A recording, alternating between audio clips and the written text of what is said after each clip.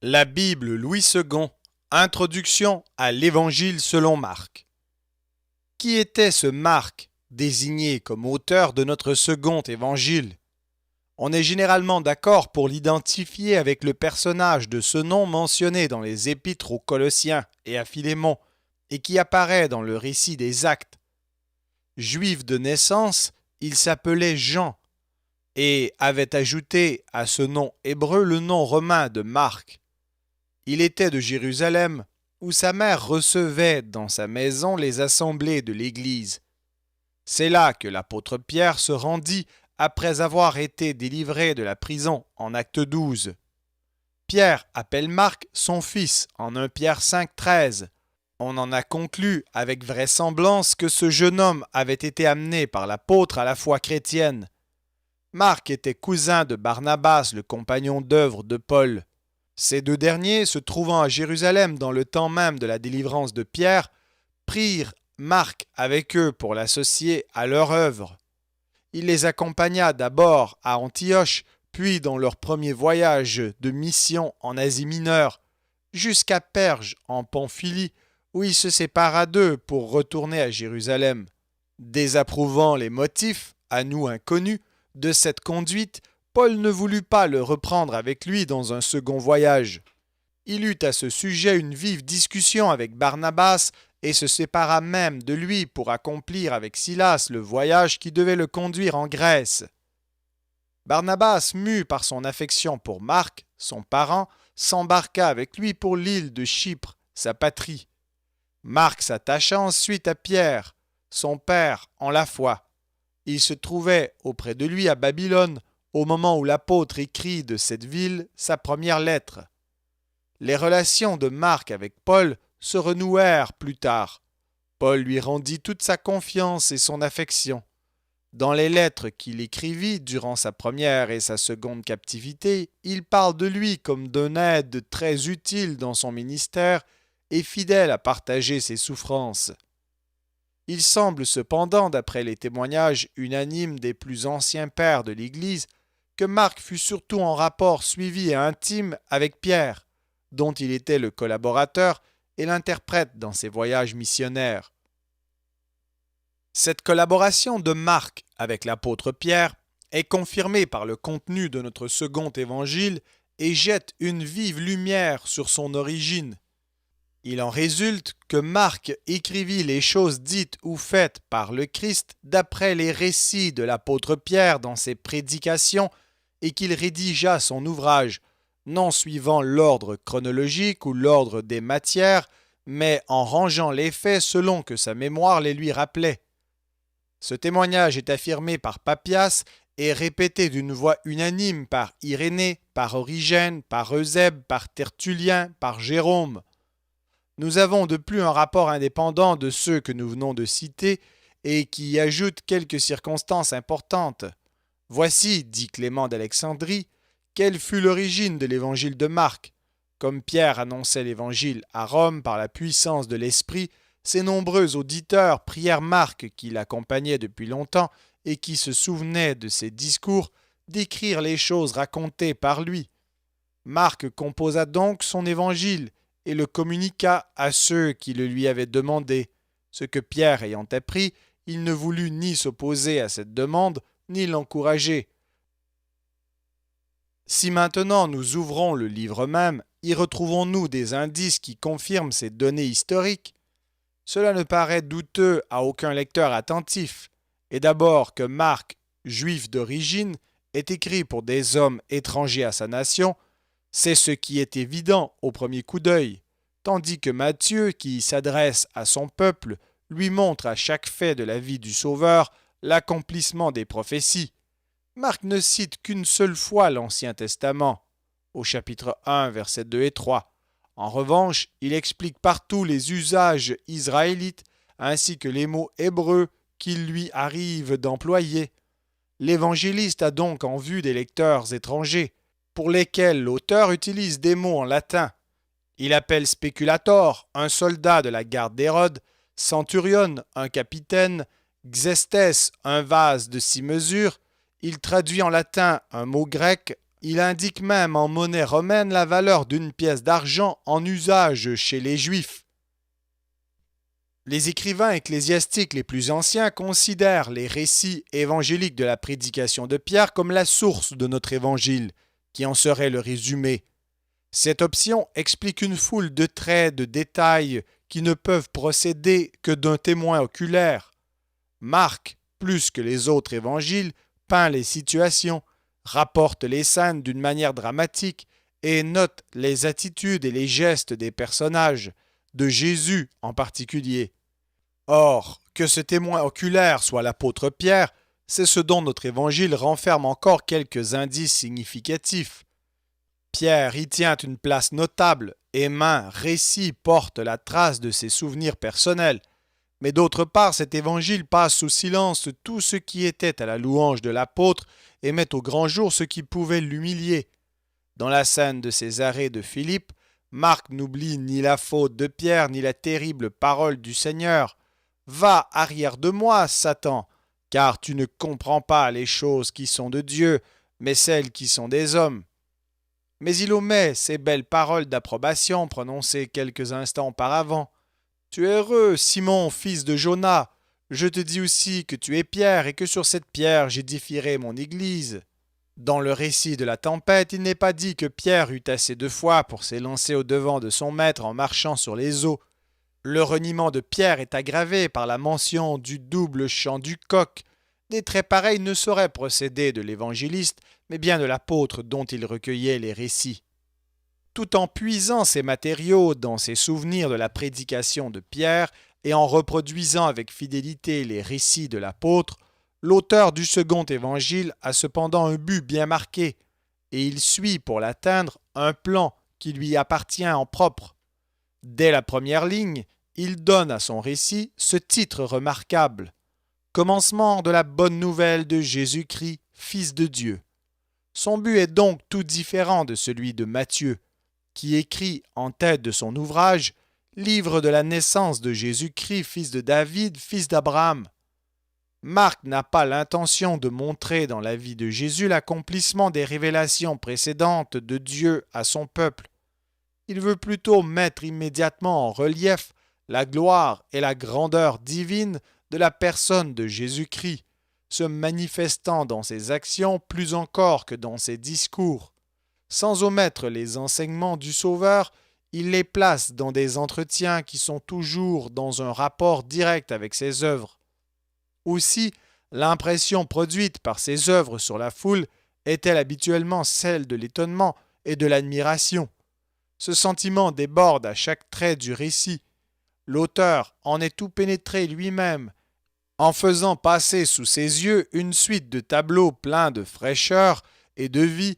Marc éveille dans l'âme du lecteur des sentiments analogues à ceux qu'il se plaît à noter dans la foule spectatrice des actes du Christ. La divine figure du Sauveur des hommes domine la narration et apparaît dans toute sa grandeur. La marche que suit notre évangéliste est de la plus grande simplicité. Il ne groupe pas ses matériaux comme Matthieu suivant l'ordre pragmatique. Il n'a pas, comme Luc, des préoccupations d'historien exactes et précis. Il nous dépeint le premier essor de l'activité du Christ à Capernaum et sur les bords du lac de Génézareth. Il nous montre l'enthousiasme qu'elle excite, mais aussi l'opposition qu'elle rencontre bientôt. Cette opposition va grandissant. Elle opère une division dans la foule et groupe autour de Jésus un petit nombre d'adhérents fidèles. Elle contraint enfin Jésus à se retirer à l'écart. Dans ses retraites successives, Jésus se consacre à l'éducation des disciples qui l'ont suivi. Après nous avoir tracé ce tableau du ministère de Jésus en Galilée, l'évangéliste nous le fait voir s'acheminant vers Jérusalem, où il entre en triomphateur, lutte dans le temple, est condamné et crucifié, ressuscite le troisième jour. Quoique ce plan général ne présente pas dans le détail des articulations bien marquées, on peut cependant indiquer les divisions suivantes. Introduction, Jean-Baptiste et tentation de Jésus. Le ministère de Jésus en Galilée, l'opposition croissante des pharisiens, la première retraite de Jésus, la mission des 12 et la retraite de l'autre côté du lac, attaque des pharisiens et des scribes de Jérusalem, retraite à Tyr et à Sidon, nouvelle attaque des pharisiens, Jésus à Césarée de Philippe, la transfiguration, en route pour Jérusalem, l'entrée royale, la lutte dans le temple, le discours sur les derniers temps, les adieux de Jésus aux siens, Gethsémanée, le procès, la mort de Jésus, la résurrection et l'ascension de Jésus.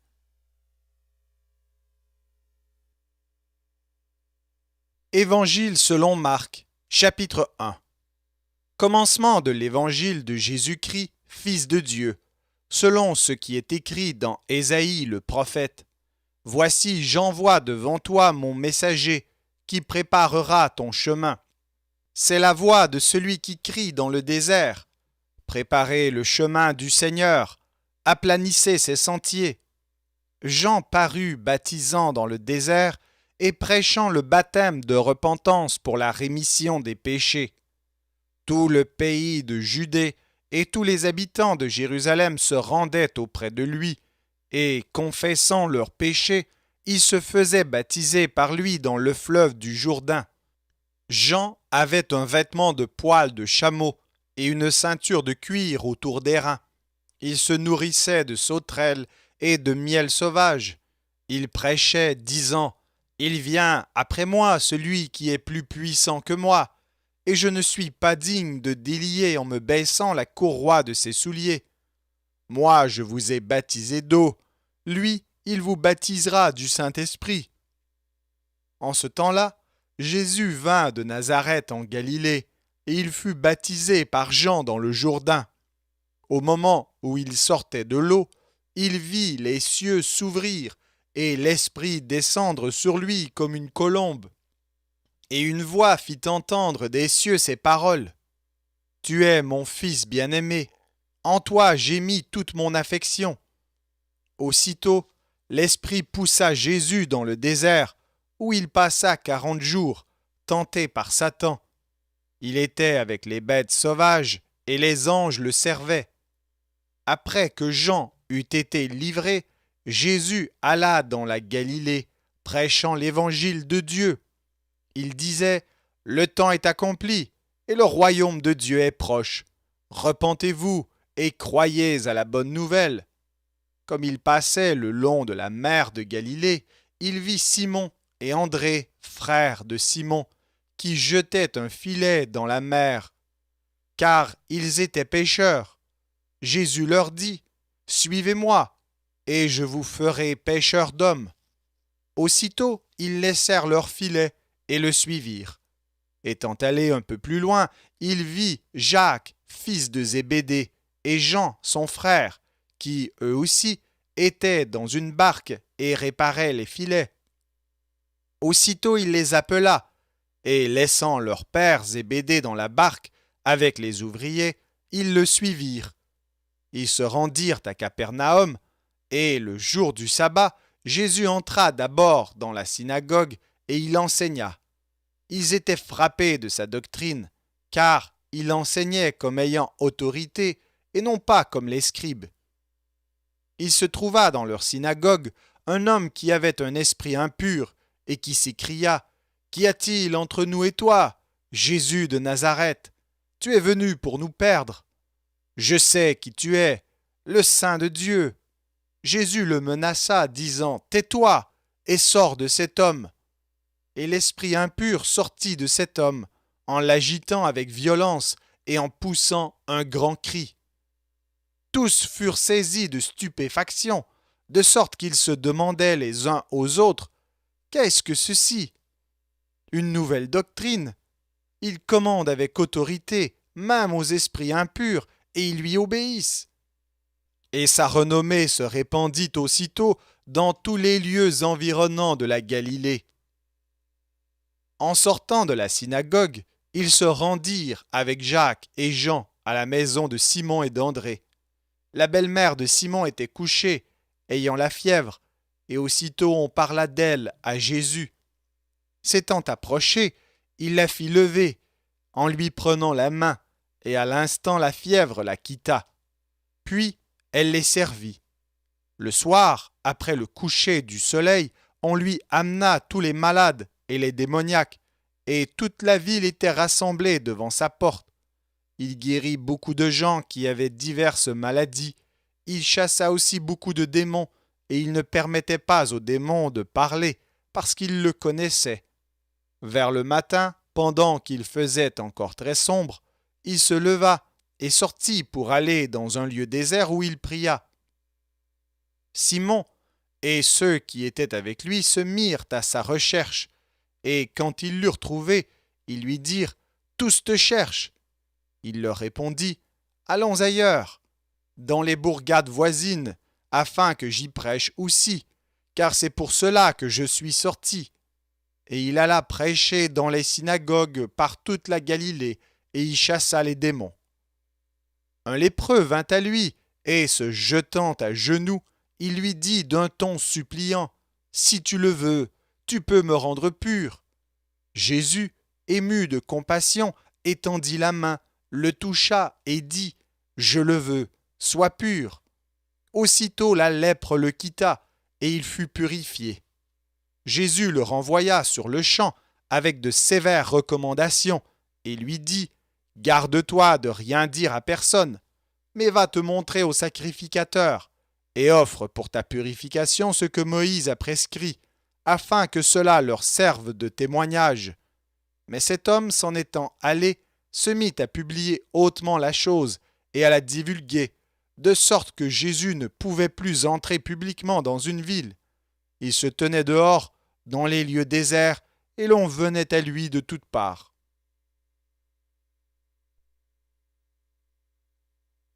Évangile selon Marc, chapitre 2.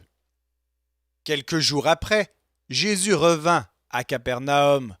On apprit qu'il était à la maison, et il s'assembla un si grand nombre de personnes que l'espace devant la porte ne pouvait plus les contenir.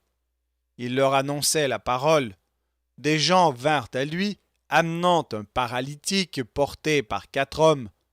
Comme ils ne pouvaient l'aborder à cause de la foule, ils découvrirent le toit de la maison où il était, et ils descendirent par cette ouverture, le lit sur lequel le paralytique était couché.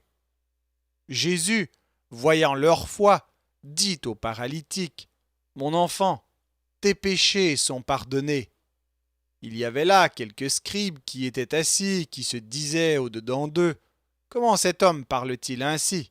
Il blasphème.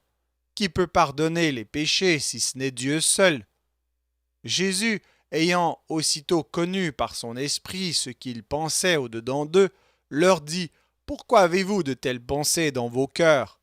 Lequel est le plus aisé de dire au paralytique, « Tes péchés sont pardonnés » ou de dire, « Lève-toi, prends ton lit et marche. » Or, afin que vous sachiez que le Fils de l'homme a sur la terre le pouvoir de pardonner les péchés, je te l'ordonne, dit-il au paralytique, « Lève-toi, prends ton lit et va dans ta maison. » Et à l'instant, il se leva, prit son lit et sortit en présence de tout le monde, de sorte qu'ils étaient tous dans l'étonnement et glorifiaient Dieu, disant, « Nous n'avons jamais rien vu de pareil. » Jésus sortit de nouveau du côté de la mer.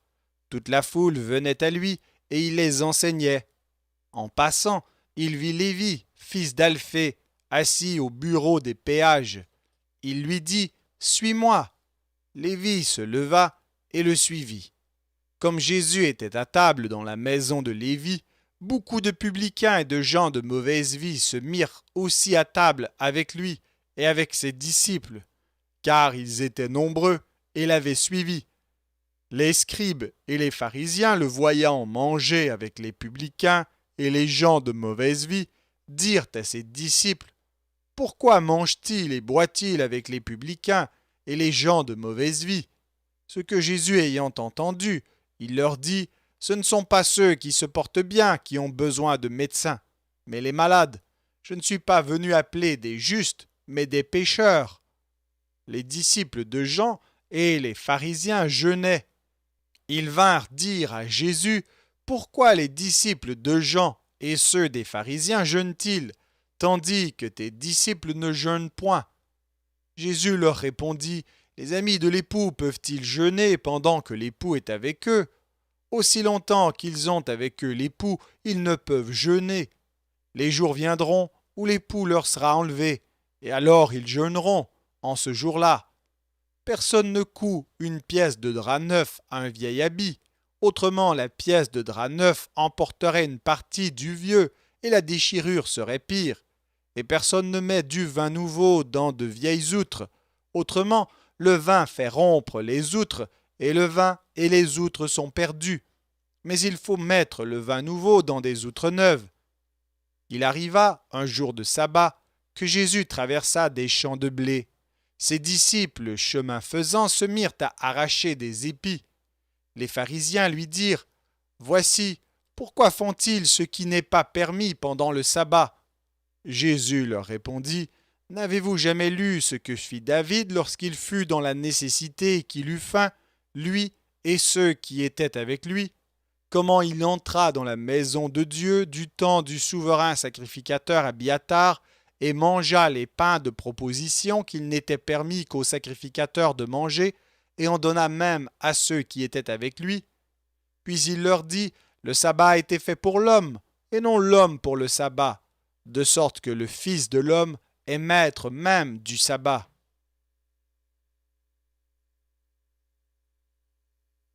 Évangile selon Marc, chapitre 3.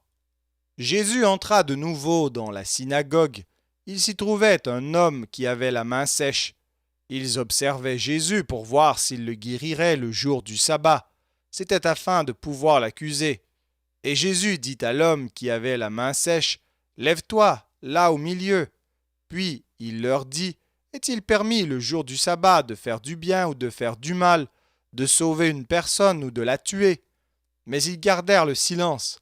Alors, promenant ses regards sur eux avec indignation et en même temps affligé de l'endurcissement de leur cœur, il dit à l'homme, « Étends ta main. » Il l'étendit, et sa main fut guérie. Les pharisiens sortirent, et aussitôt ils se consultèrent avec les Hérodiens sur le moyen de le faire périr. Jésus se retira vers la mer avec ses disciples. Une grande multitude le suivit de la Galilée, et de la Judée, et de Jérusalem, et de l'Idumée, et d'au-delà du Jourdain et des environs de Tyr et de Sidon. Une grande multitude, apprenant tout ce qu'il faisait, vint à lui. Il chargea ses disciples de tenir toujours à sa disposition une petite barque, afin de ne pas être pressés par la foule, car comme il guérissait beaucoup de gens, tous ceux qui avaient des maladies se jetaient sur lui pour le toucher. Les esprits impurs, quand ils le voyaient, se prosternaient devant lui et s'écriaient « Tu es le Fils de Dieu !» Mais il leur recommandait très sévèrement de ne pas le faire connaître. Il monta ensuite sur la montagne. Il appela ceux qu'il voulut, et ils vinrent auprès de lui. Il en établit 12 pour les avoir avec lui, et pour les envoyer prêcher avec le pouvoir de chasser les démons. Voici les 12 qu'il établit. Simon, qu'il nomma Pierre, Jacques, fils de Zébédée, et Jean, frère de Jacques, auquel il donna le nom de Boanerges, qui signifie fils du tonnerre, André, Philippe, Barthélemy, Matthieu, Thomas, Jacques, fils d'Alphée, Thaddée, Simon le Cananite, et Judas Iscariote, celui qui livra Jésus. Il se rendit à la maison, et la foule s'assembla de nouveau, en sorte qu'ils ne pouvaient pas même prendre leur repas. Les parents de Jésus, ayant appris ce qui se passait, vinrent pour se saisir de lui, car, ils disaient, il est hors de sens. Et les scribes qui étaient descendus de Jérusalem dirent, il est possédé de Béelzébul. C'est par le prince des démons qu'il chasse les démons. Jésus les appela et leur dit sous forme de parabole, comment Satan peut-il chasser Satan? Si un royaume est divisé contre lui-même, ce royaume ne peut subsister. Et si une maison est divisée contre elle-même, cette maison ne peut subsister. Si donc Satan se révolte contre lui-même, il est divisé, et il ne peut subsister, mais c'en est fait de lui. Personne ne peut entrer dans la maison d'un homme fort et piller ses biens, sans avoir auparavant lié cet homme fort. alors il pillera sa maison. Je vous le dis en vérité, tous les péchés seront pardonnés aux fils des hommes, et les blasphèmes qu'ils auront proférés. Mais quiconque blasphémera contre le Saint-Esprit n'obtiendra jamais de pardon. Il est coupable d'un péché éternel. Jésus parla ainsi parce qu'il disait « Il est possédé d'un esprit impur ». Survinrent sa mère et ses frères, qui, se tenant dehors, l'envoyèrent appeler.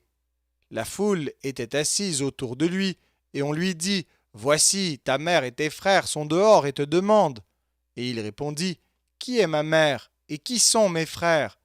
Puis jetant les regards sur ceux qui étaient assis autour de lui, « Voici, dit-il, ma mère et mes frères, car quiconque fait la volonté de Dieu, celui-là est mon frère, ma sœur et ma mère. »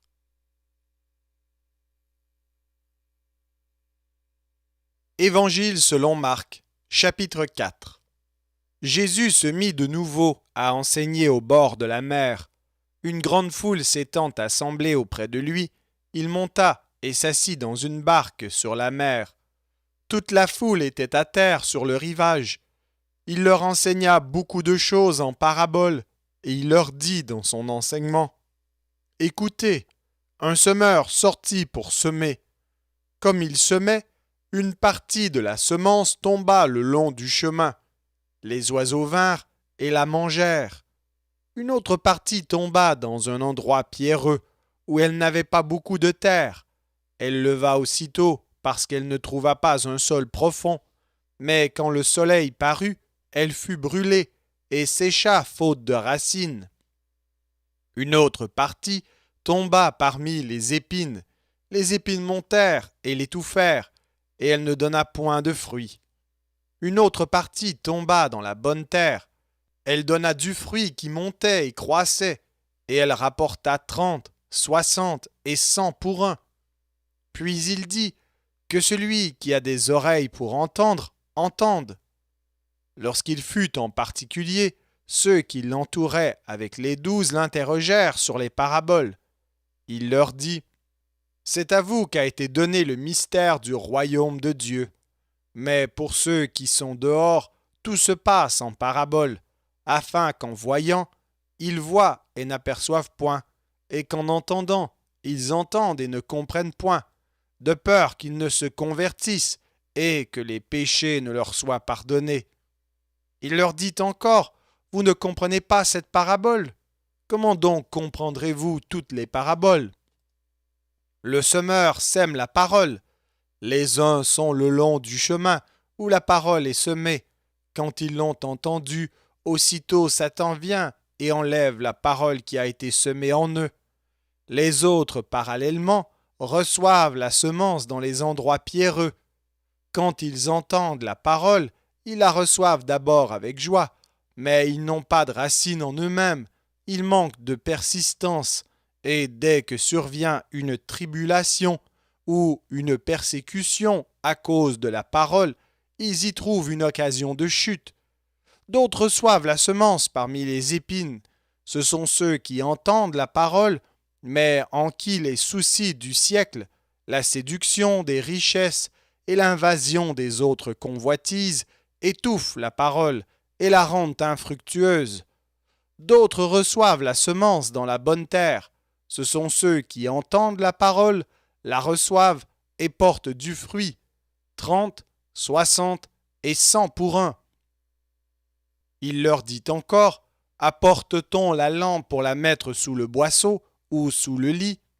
N'est-ce pas pour la mettre sur le chandelier, car il n'est rien de caché qui ne doive être découvert, rien de secret qui ne doive être mis au jour. Si quelqu'un a des oreilles pour entendre, qu'il entende. Il leur dit encore, prenez garde à ce que vous entendez. On vous mesurera avec la mesure dont vous vous serez servi, et on y ajoutera pour vous. Car on donnera à celui qui a, mais à celui qui n'a pas, on ôtera même ce qu'il a. Il dit encore, il en est du royaume de Dieu comme quand un homme jette de la semence en terre. Qu'il dorme ou qu'il veille, nuit et jour la semence germe et croît sans qu'il sache comment.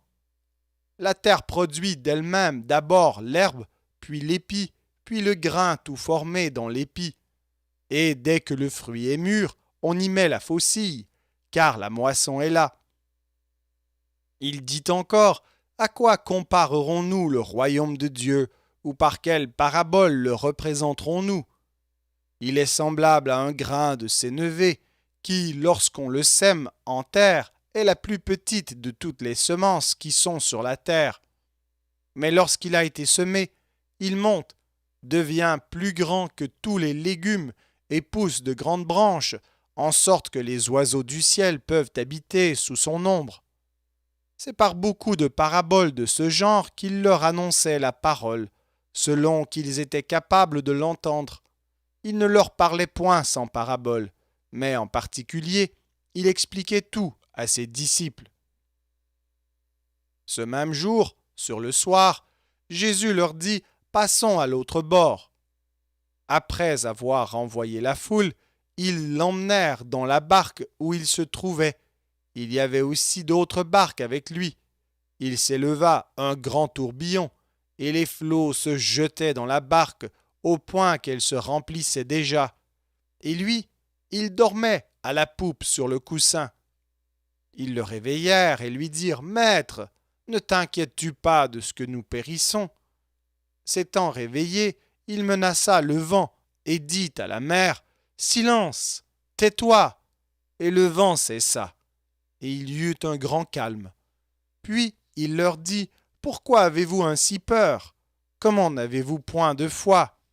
Ils furent saisis d'une grande frayeur, et ils se dirent les uns aux autres « Quel est donc celui-ci, à qui obéissent même le vent et la mer ?»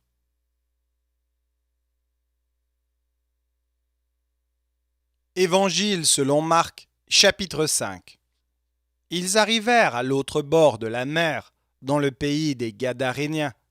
Aussitôt que Jésus fut hors de la barque, il vint au-devant de lui un homme sortant des sépulcres et possédé d'un esprit impur. Cet homme avait sa demeure dans les sépulcres, et personne ne pouvait plus le lier, même avec une chaîne. Car souvent il avait eu les fers aux pieds et avait été lié de chaînes, mais il avait rompu les chaînes et brisé les fers, et personne n'avait la force de le dompter. Il était sans cesse, nuit et jour, dans les sépulcres et sur les montagnes, criant et se meurtrissant avec des pierres. Ayant vu Jésus de loin, il accourut, se prosterna devant lui, et s'écria d'une voix forte « Qu'y a-t-il entre moi et toi, Jésus, fils du Dieu Très-Haut? Je t'en conjure au nom de Dieu, ne me tourmente pas. » Car Jésus lui disait « Sors de cet homme, esprit impur. » Et il lui demanda « Quel est ton nom? » « Légion est mon nom, lui répondit-il, car nous sommes plusieurs. Et il le priait instamment de ne pas les envoyer hors du pays. Il y avait là, vers la montagne, un grand troupeau de pourceaux qui paissaient. Et les démons le prièrent, disant « Envoie-nous dans ces pourceaux, afin que nous entrions en eux. » Il le leur permit, et les esprits impurs sortirent, entrèrent dans les pourceaux, et le troupeau se précipita des pentes escarpées dans la mer. Il y en avait environ 2000, et ils se noyèrent dans la mer. Ceux qui les faisaient paître s'enfuirent et répandirent la nouvelle dans la ville et dans les campagnes. Les gens allèrent voir ce qui était arrivé. Ils vinrent auprès de Jésus et ils virent le démoniaque, celui qui avait eu la légion, assis, vêtu et dans son bon sens, et ils furent saisis de frayeur. Ceux qui avaient vu ce qui s'était passé leur racontèrent ce qui était arrivé au démoniaque et au pourceau. Alors ils se mirent à supplier Jésus de quitter leur territoire. Comme il montait dans la barque, celui qui avait été démoniaque lui demanda la permission de rester avec lui. Jésus ne lui permit pas, mais il lui dit « Va dans ta maison, vers les tiens, et raconte-leur tout ce que le Seigneur t'a fait, et comment il a eu pitié de toi. » Il s'en alla et se mit à publier dans la Décapole tout ce que Jésus avait fait pour lui, et tous furent dans l'étonnement. Jésus, dans la barque, regagna l'autre rive, où une grande foule s'assembla près de lui. Il était au bord de la mer. Alors vint un des chefs de la synagogue, nommé Jaïrus, qui, l'ayant aperçu, se jeta à ses pieds et lui adressa cette instante prière. « Ma petite fille est à l'extrémité. Viens, impose-lui les mains, afin qu'elle soit sauvée et qu'elle vive. » Jésus s'en alla avec lui, et une grande foule le suivait et le pressait. Or, il y avait une femme atteinte d'une perte de sang depuis 12 ans. Elle avait beaucoup souffert entre les mains de plusieurs médecins. Elle avait dépensé tout ce qu'elle possédait, et elle n'avait éprouvé aucun soulagement. Mais elle était allée plutôt en empirant.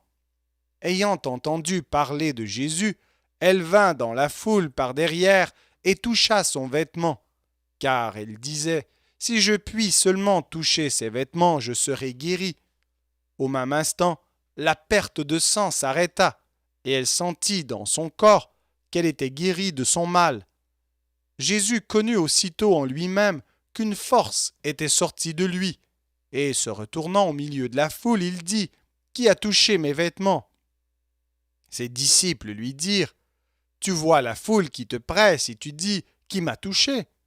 Et il regardait autour de lui pour voir celle qui avait fait cela. La femme, effrayée et tremblante, sachant ce qui s'était passé en elle, vint se jeter à ses pieds et lui dit toute la vérité. Mais Jésus lui dit « Ma fille, ta foi t'a sauvée.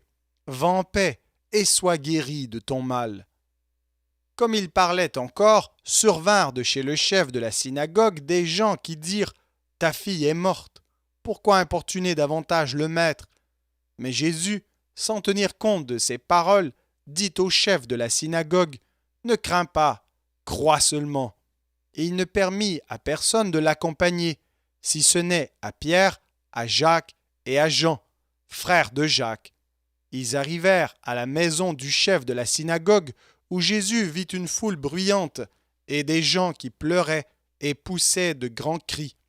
Il entra et leur dit « Pourquoi faites-vous du bruit et pourquoi pleurez-vous? L'enfant n'est pas morte, mais elle dort. » Et ils se moquaient de lui. Alors, ayant fait sortir tout le monde, il prit avec lui le père et la mère de l'enfant et ceux qui l'avaient accompagné. Il entra là où était l'enfant. Il la saisit par la main et lui dit « Talitha koumi », ce qui signifie « Jeune fille, lève-toi, je te le dis ». Aussitôt, la jeune fille se leva et se mit à marcher, car elle avait 12 ans, et ils furent dans un grand étonnement. Jésus leur adressa de fortes recommandations pour que personne ne sût la chose, et il dit qu'on donna à manger à la jeune fille.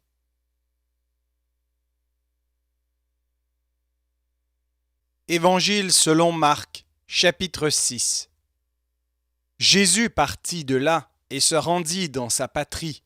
Ses disciples le suivirent. Quand le sabbat fut venu, il se mit à enseigner dans la synagogue. Beaucoup de gens qui l'entendirent étaient étonnés et disaient « D'où lui viennent ces choses? Quelle est cette sagesse qui lui a été donnée? Et comment de tels miracles se font-ils par ses mains? N'est-ce pas le charpentier, le fils de Marie, le frère de Jacques, de Jose, de Jude et de Simon? Et ses sœurs ne sont-elles pas ici parmi nous? » Et il était pour eux une occasion de chute. Mais Jésus leur dit « Un prophète n'est méprisé que dans sa patrie, parmi ses parents et dans sa maison. » Il ne put faire là aucun miracle, si ce n'est qu'il imposa les mains à quelques malades et les guérit, et il s'étonnait de leur incrédulité. Jésus parcourait les villages d'alentour en enseignant. Alors il appela les 12 et il commença à les envoyer 2 à 2 en leur donnant pouvoir sur les esprits impurs. Il leur prescrivit de ne rien prendre pour le voyage, si ce n'est un bâton, de n'avoir ni pain, ni sac, ni monnaie dans la ceinture, de chausser des sandales et de ne pas revêtir de tunique. Puis il leur dit dans quelque maison que vous entriez, restez-y jusqu'à ce que vous partiez de ce lieu.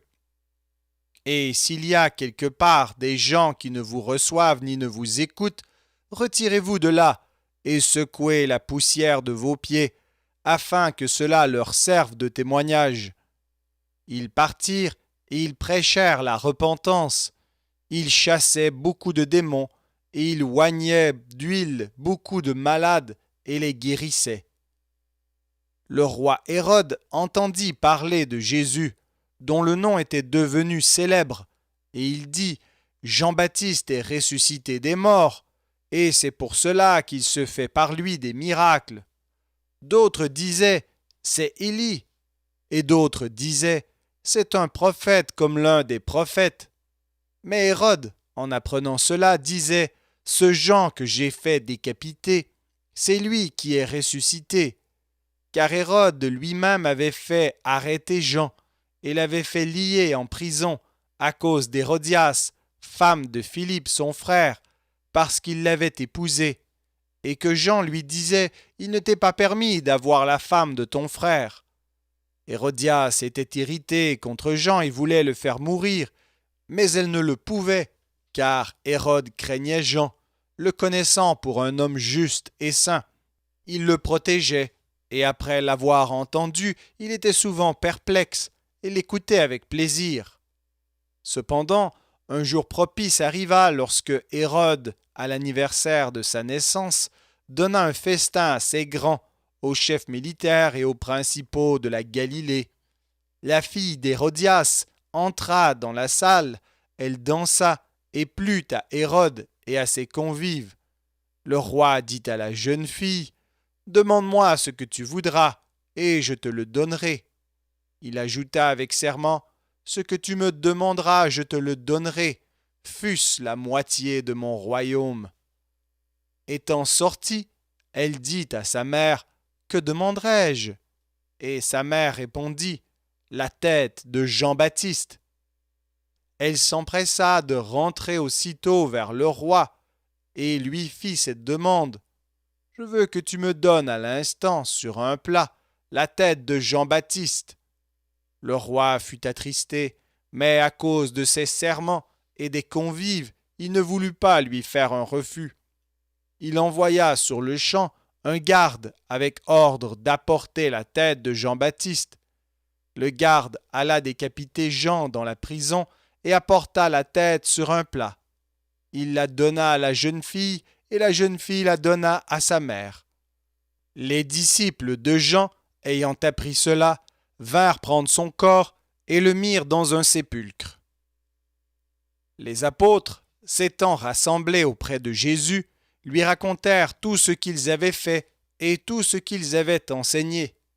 Jésus leur dit « Venez à l'écart dans un lieu désert et reposez-vous un peu. » Car il y avait beaucoup d'allants et de venants, et ils n'avaient même pas le temps de manger. Ils partirent donc dans une barque pour aller à l'écart dans un lieu désert. Beaucoup de gens les virent s'en aller et les reconnurent, et de toutes les villes on accourut à pied, et on les devança au lieu où ils se rendaient.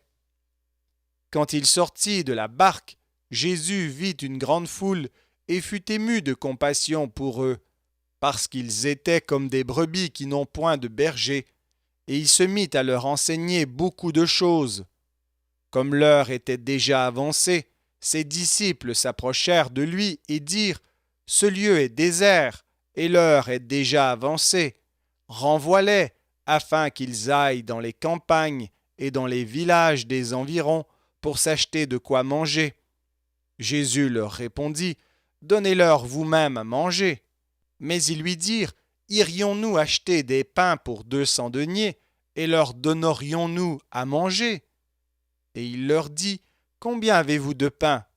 Allez voir. » Ils s'en assurèrent et répondirent « 5, et 2 poissons. » Alors il leur commanda de les faire tous s'asseoir par groupes sur l'herbe verte, et ils s'assirent par rangées de 100 et de 50. Il prit les 5 pains et les 2 poissons, et levant les yeux vers le ciel, il rendit grâce. Puis il rompit les pains et les donna aux disciples, afin qu'ils les distribuassent à la foule. Il partagea aussi les 2 poissons entre tous. Tous mangèrent et furent rassasiés, et l'on emporta 12 paniers pleins de morceaux de pain et de ce qui restait des poissons. Ceux qui avaient mangé les pains étaient 5000 hommes. Aussitôt après, il obligea ses disciples à monter dans la barque et à passer avant lui de l'autre côté, vers Bethsaïda, pendant que lui-même renverrait la foule.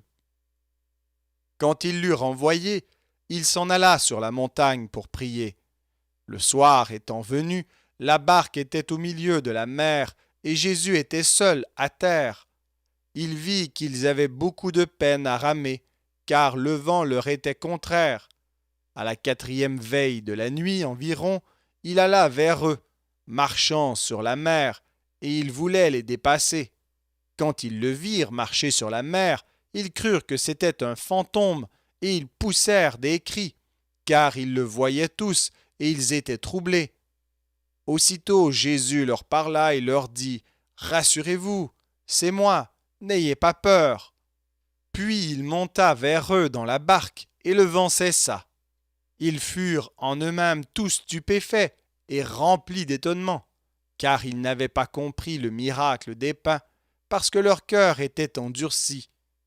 Après avoir traversé la mer, ils vinrent dans le pays de Génézareth, et ils abordèrent.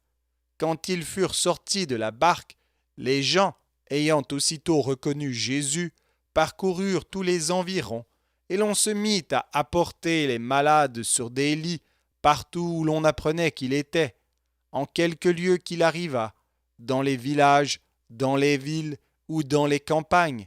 On mettait les malades sur les places publiques et on le priait de leur permettre seulement de toucher le bord de son vêtement, et tous ceux qui le touchaient étaient guéris.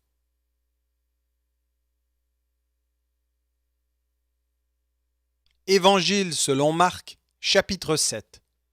Les pharisiens et quelques scribes venus de Jérusalem s'assemblèrent auprès de Jésus. Ils virent quelques-uns de ses disciples prendre leur repas avec des mains impures, c'est-à-dire non lavées. Or, les pharisiens et tous les juifs ne mangent pas sans s'être lavés soigneusement les mains, conformément à la tradition des anciens. Et quand ils reviennent de la place publique, ils ne mangent qu'après s'être purifiés. Ils ont encore beaucoup d'autres observances traditionnelles comme le lavage des coupes, des cruches et des vases d'airain. Et les pharisiens et les scribes lui demandèrent : « Pourquoi tes disciples ne suivent-ils pas la tradition des anciens, mais prennent-ils leur repas avec des mains impures ?» Jésus leur répondit : « Hypocrites, Ésaïe a bien prophétisé sur vous, ainsi qu'il est écrit : ce peuple m'honore des lèvres, mais son cœur est éloigné de moi. C'est en vain qu'il m'honore, en donnant des préceptes qui sont des commandements d'hommes. Vous abandonnez le commandement de Dieu et vous observez la tradition des hommes. » Il leur dit encore : « Vous anéantissez fort bien le commandement de Dieu pour garder votre tradition. Car Moïse a dit : Honore ton père et ta mère, et celui qui maudira son père ou sa mère sera puni de mort. Mais vous, vous dites : Si un homme dit à son père ou à sa mère : Ce dont j'aurais pu t'assister est corban, c'est-à-dire une offrande à Dieu. Vous ne le laissez plus rien faire pour son père ou pour sa mère, annulant ainsi la parole de Dieu par votre tradition que vous avez établie. Et vous faites beaucoup d'autres choses semblables. » Ensuite, ayant de nouveau appelé la foule à lui, il lui dit : « Écoutez-moi tous et comprenez. Il n'est hors de l'homme rien qui, entrant en lui, puisse le souiller. Mais ce qui sort de l'homme, c'est ce qui le souille. Si quelqu'un a des oreilles pour entendre, qu'il entende. » Lorsqu'il fut entré dans la maison, loin de la foule, ses disciples l'interrogèrent sur cette parabole. Il leur dit : « Vous aussi êtes-vous donc sans intelligence ? Ne comprenez-vous pas que rien de ce qui du dehors entre dans l'homme ne peut le souiller ? Car cela n'entre pas dans son cœur, mais dans son ventre, puis s'en va dans les lieux secrets, qui purifient tous les aliments. Il dit encore : ce qui sort de l'homme, c'est ce qui souille l'homme, car c'est du dedans, C'est du cœur des hommes que sortent les mauvaises pensées, les adultères, les impudicités, les meurtres, les vols, les cupidités, les méchancetés, la fraude, le dérèglement, le regard envieux, la calomnie, l'orgueil, la folie. Toutes ces choses mauvaises sortent du dedans et souillent l'homme. Jésus étant parti de là, s'en alla dans le territoire de Tyr et de Sidon. Il entra dans une maison, désirant que personne ne le sût, mais il ne put rester caché. Car une femme dont la fille était possédée d'un esprit impur entendit parler de lui et vint se jeter à ses pieds. Cette femme était grecque, syrophénicienne d'origine. Elle le pria de chasser le démon hors de sa fille. Jésus lui dit « Laisse d'abord les enfants se rassasier, car il n'est pas bien de prendre le pain des enfants et de le jeter aux petits chiens. » « Oui, Seigneur, lui répondit-elle, mais les petits chiens sous la table mangent les miettes des enfants. Alors il lui dit, à cause de cette parole, va, le démon est sorti de ta fille. Et quand elle rentra dans sa maison, elle trouva l'enfant couché sur le lit, le démon étant sorti. Jésus quitta le territoire de Tyr et revint par Sidon vers la mer de Galilée, en traversant le pays de la Décapole. On lui amena un sourd qui avait de la difficulté à parler, et on le pria de lui imposer les mains. Il le prit à part, loin de la foule, lui mit les doigts dans les oreilles et lui toucha la langue avec sa propre salive. Puis, levant les yeux au ciel, il soupira et dit « Ephphatha », c'est-à-dire « Ouvre-toi ». Aussitôt ses oreilles s'ouvrirent, sa langue se délia et il parla très bien. Jésus leur recommanda de n'en parler à personne, mais plus il leur recommanda, plus ils le publièrent. Ils étaient dans le plus grand étonnement et disaient « Il fait tout à merveille, même il fait entendre les sourds et parler les muets. »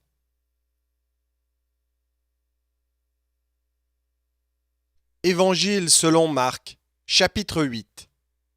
En ces jours-là, une foule nombreuse s'étant de nouveau réunie et n'ayant pas de quoi manger, Jésus appela les disciples et leur dit « Je suis ému de compassion pour cette foule, car voilà 3 jours qu'ils sont près de moi, et ils n'ont rien à manger. Si je les renvoie à jeun, les forces leur manqueront en chemin, car quelques-uns d'entre eux sont venus de loin. » Ses disciples lui répondirent « Comment pourrait-on les rassasier de pain ici dans un lieu désert ?» Jésus leur demanda « Combien avez-vous de pain ?» « 7, répondirent-ils. Alors il fit asseoir la foule par terre, prit les 7 pains, et après avoir rendu grâce, il les rompit et les donna à ses disciples pour les distribuer. Et ils les distribuèrent à la foule. Ils avaient encore quelques petits poissons, et Jésus ayant rendu grâce, les fit aussi distribuer. Ils mangèrent et furent rassasiés, et l'on emporta 7 corbeilles pleines des morceaux qui restaient. Ils étaient environ 4000. Ensuite Jésus les renvoya. Aussitôt, il monta dans la barque avec ses disciples et se rendit dans la contrée de Dalmanuta. Les pharisiens survinrent, se mirent à discuter avec Jésus et, pour l'éprouver, lui demandèrent un signe venant du ciel. Jésus, soupirant profondément en son esprit, dit « Pourquoi cette génération demande-t-elle un signe ? Je vous le dis en vérité, il ne sera point donné de signe à cette génération. » Puis il les quitta et remonta dans la barque pour passer sur l'autre bord. Les disciples avaient oublié de prendre des pains. Ils n'en avaient qu'un seul avec eux dans la barque. Jésus leur fit cette recommandation. « Gardez-vous avec soin du levain des pharisiens et du levain d'Hérode. » Les disciples raisonnaient entre eux et disaient « C'est parce que nous n'avons pas de pain. » Jésus, l'ayant connu, leur dit « Pourquoi raisonnez-vous sur ce que vous n'avez pas de pain? Êtes-vous encore sans intelligence et ne comprenez-vous pas? Avez-vous le cœur endurci? Ayant des yeux, ne voyez-vous pas? Ayant des oreilles, n'entendez-vous pas? Et n'avez-vous point de mémoire? Quand j'ai rompu les 5 pains pour les 5000 hommes, combien de paniers pleins de morceaux avez-vous emporté? 12, lui répondirent-ils. Et quand j'ai rompu les 7 pains pour les 4000 hommes, combien de corbeilles pleines de morceaux avez-vous emporté? 7, répondirent-ils. Et il leur dit, ne comprenez-vous pas encore? Ils se rendirent à Bethsaïda, et on amena vers Jésus un aveugle, qu'on le pria de toucher. Il prit l'aveugle par la main, et le conduisit hors du village. Puis il lui mit de la salive sur les yeux, lui imposa les mains, et lui demanda s'il voyait quelque chose. Il regarda et dit, j'aperçois les hommes, mais j'en vois comme des arbres, et qui marchent. Jésus lui mit de nouveau les mains sur les yeux, et quand l'aveugle regarda fixement, il fut guéri, et vit tout distinctement. Alors Jésus le renvoya dans sa maison, en disant, n'entre pas au village. Jésus s'en alla avec ses disciples dans les villages de Césarée de Philippe, et il leur posa en chemin cette question. Qui dit-on que je suis? Ils répondirent, Jean-Baptiste, les autres Élie, les autres l'un des prophètes. Et vous, leur demanda-t-il, qui dites-vous que je suis? Pierre lui répondit, tu es le Christ. Jésus leur recommanda sévèrement de ne dire cela de lui à personne. Alors il commença à leur apprendre qu'il fallait que le Fils de l'homme souffrit beaucoup, qu'il fût rejeté par les anciens, par les principaux sacrificateurs et par les scribes, qu'il fût mis à mort et qu'il ressuscita 3 jours après. Il leur disait ces choses ouvertement, et Pierre, l'ayant pris à part, se mit à le reprendre. Mais Jésus, se retournant et regardant ses disciples, réprimanda Pierre et dit, « Arrière de moi, Satan, car tu ne conçois pas les choses de Dieu, tu n'as que des pensées humaines. » Puis, ayant appelé la foule avec ses disciples, il leur dit, « Si quelqu'un veut venir après moi, qu'il renonce à lui-même, qu'il se charge de sa croix et qu'il me suive. Car celui qui voudra sauver sa vie la perdra, mais celui qui perdra sa vie à cause de moi et de la bonne nouvelle la sauvera. Et que sert-il à un homme de gagner tout le monde s'il perd son âme? Que donnerait un homme en échange de son âme? Car quiconque aura honte de moi et de mes paroles au milieu de cette génération adultère et pécheresse, le Fils de l'homme aura aussi honte de lui quand il viendra dans la gloire de son Père avec les saints anges.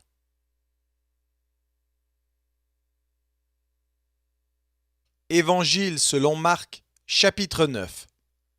Il leur dit encore, je vous le dis en vérité, quelques-uns de ceux qui sont ici ne mourront point qu'ils n'aient vu le royaume de Dieu venir avec puissance. 6 jours après, Jésus prit avec lui Pierre, Jacques et Jean, et il les conduisit seuls à l'écart sur une haute montagne. Il fut transfiguré devant eux. Ses vêtements devinrent resplendissants, et d'une telle blancheur qu'il n'est pas de foulon sur la terre qui puisse blanchir ainsi. Élie et Moïse leur apparurent, s'entretenant avec Jésus. Pierre, prenant la parole, dit à Jésus, « Rabbi, il est bon que nous soyons ici. Dressons 3 tentes, une pour toi, une pour Moïse et une pour Élie. » Car ils ne savaient que dire, l'effroi les ayant saisis. Une nuée vint les couvrir, et de la nuée sortit une voix. Celui-ci est mon fils bien-aimé, écoutez-le. Aussitôt les disciples regardèrent tout autour, et ils ne virent que Jésus seul avec eux. Comme ils descendaient de la montagne, Jésus leur recommanda de ne dire à personne ce qu'ils avaient vu, jusqu'à ce que le Fils de l'homme fût ressuscité des morts. Ils retinrent cette parole, se demandant entre eux ce que c'est que ressusciter des morts. Les disciples lui firent cette question. Pourquoi les scribes disent-ils qu'il faut qu'Élie vienne premièrement? Il leur répondit, Élie viendra premièrement et rétablira toutes choses. Et pourquoi est-il écrit du Fils de l'homme qu'il doit souffrir beaucoup et être méprisé? Mais je vous dis qu'Élie est venu et qu'ils l'ont traité comme ils ont voulu, selon qu'il est écrit de lui. Lorsqu'ils furent arrivés près des disciples, ils virent autour d'eux une grande foule, et des scribes qui discutaient avec eux. Dès que la foule vit Jésus, elle fut surprise et accourut pour le saluer. Il leur demanda: Sur quoi discutez-vous avec eux? Et un homme de la foule lui répondit: Maître, j'ai amené auprès de toi mon fils qui est possédé d'un esprit muet. En quelque lieu qu'il le saisisse, il le jette par terre. L'enfant écume, grince des dents et devient tout raide. J'ai prié tes disciples de chasser l'esprit, et ils n'ont pas pu. Race incrédule, leur dit Jésus, jusqu'à quand serai-je avec vous? Jusqu'à quand vous supporterai-je? Amenez-le-moi. On le lui amena, et aussitôt que l'enfant vit Jésus, l'esprit l'agita avec violence. Il tomba par terre et se roulait en écumant. Jésus demanda au Père: Combien y a-t-il de temps que cela lui arrive? Depuis son enfance, répondit-il, et souvent l'esprit l'a jeté dans le feu et dans l'eau pour le faire périr. Mais si tu peux quelque chose, viens à notre secours, aie compassion de nous.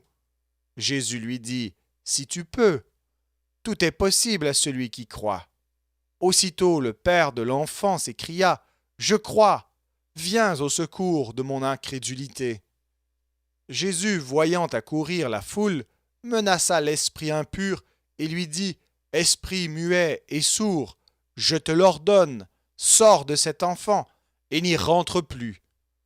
Et il sortit en poussant des cris et en l'agitant avec une grande violence. L'enfant devint comme mort, de sorte que plusieurs disaient qu'il était mort. Mais Jésus, l'ayant pris par la main, le fit lever, et il se tint debout. Quand Jésus fut entré dans la maison, ses disciples lui demandèrent en particulier: Pourquoi n'avons-nous pu chasser cet esprit? Il leur dit: Cette espèce-là ne peut sortir que par la prière. Ils partirent de là et traversèrent la Galilée. Jésus ne voulait pas qu'on le sût, car il enseignait ses disciples, et il leur dit: Le Fils de l'homme sera livré entre les mains des hommes. Ils le feront mourir, et 3 jours après qu'il aura été mis à mort, il ressuscitera. Mais les disciples ne comprenaient pas cette parole, et ils craignaient de l'interroger. Ils arrivèrent à Capernaum. Lorsqu'il fut dans la maison, Jésus leur demanda: De quoi discutiez-vous en chemin? Mais ils gardèrent le silence, car en chemin ils avaient discuté entre eux pour savoir qui était le plus grand. Alors il s'assit, appela les 12 et leur dit: Si quelqu'un veut être le premier, il sera le dernier de tous et le serviteur de tous. Et il prit un petit enfant, le plaça au milieu d'eux, et l'ayant pris dans ses bras, il leur dit: Quiconque reçoit en mon nom un de ces petits enfants me reçoit moi-même, et quiconque me reçoit, reçoit non pas moi, mais celui qui m'a envoyé.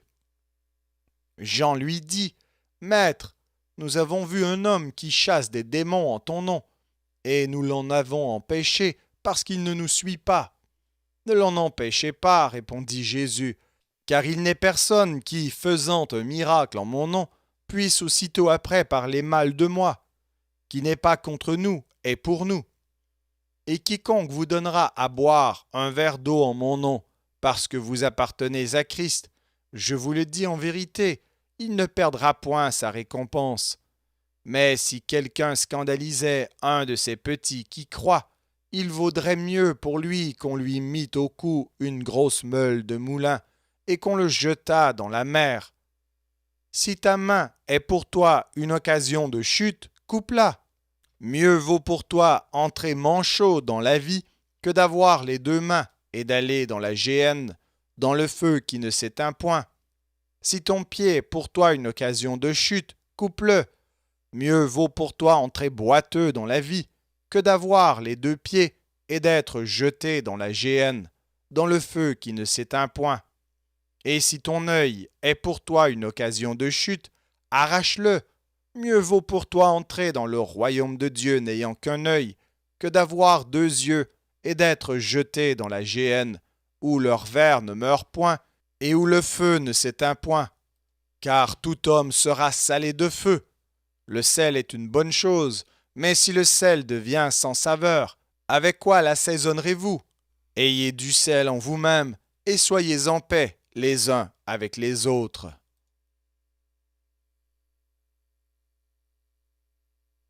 Évangile selon Marc, chapitre 10. Jésus, étant parti de là, se rendit dans le territoire de la Judée, au-delà du Jourdain. La foule s'assembla de nouveau près de lui, et selon sa coutume, il se mit encore à l'enseigner.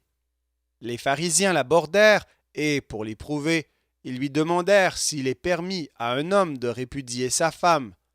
Il leur répondit: « Que vous a prescrit Moïse ? Moïse, dirent-ils, a permis d'écrire une lettre de divorce et de répudier. » Et Jésus leur dit: « C'est à cause de la dureté de votre cœur que Moïse vous a donné ce précepte. Mais au commencement de la création, Dieu fit l'homme et la femme. C'est pourquoi l'homme quittera son père et sa mère et s'attachera à sa femme, et les deux deviendront une seule chair. Ainsi ils ne sont plus deux, mais ils sont une seule chair. Que l'homme donc ne sépare pas ce que Dieu a joint. » Lorsqu'ils furent dans la maison, les disciples l'interrogèrent encore là-dessus. Il leur dit: « Celui qui répudie sa femme et qui en épouse une autre commet un adultère à son égard. Et si une femme quitte son mari et en épouse un autre, elle commet un adultère. » On lui amena des petits enfants, afin qu'il les touchât, mais les disciples reprirent ceux qui les amenaient. Jésus, voyant cela, fut indigné, et leur dit: « Laissez venir à moi les petits enfants, et ne les en empêchez pas, car le royaume de Dieu est pour ceux qui leur ressemblent.